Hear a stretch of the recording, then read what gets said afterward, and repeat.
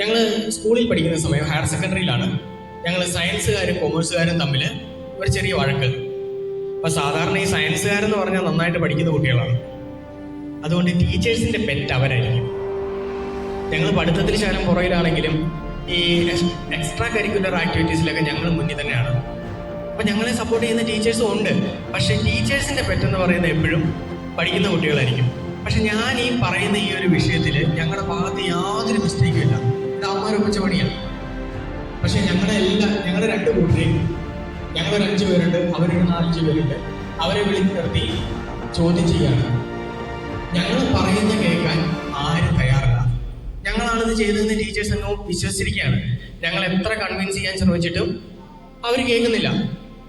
Okay, ഞങ്ങളെ support ചെയ്യുന്ന ഒരു ടീച്ചറുണ്ട്. ടീച്ചറാണെങ്കിൽ ഞങ്ങളെ എല്ലാവരും കൂടെ വഴക്ക് പറയുന്ന ടീച്ചർ ആ ബുക്കിൽ നിന്ന് കണ്ണെടുക്കാതെ ടീച്ചർ ഇങ്ങനെ കുനിഞ്ഞിരിക്കുകയാണ്. ടീച്ചറിന്റെ ആ ഒരു ഇരിപ്പും കൂടെ കണ്ടപ്പോഴത്തേന് ഞങ്ങൾ കംപ്ലീറ്റ്ലി ഡൗൺ ആയി.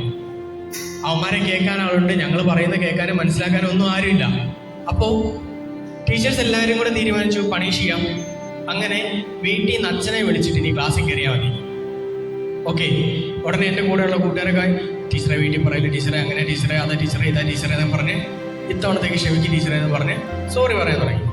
പക്ഷെ അതുവരെ ഡെസ്പായിട്ട് നിന്ന എനിക്ക് പെട്ടെന്നൊരു ആത്മവിശ്വാസം കിട്ടി, പെട്ടെന്നൊരു ധൈര്യം കിട്ടി.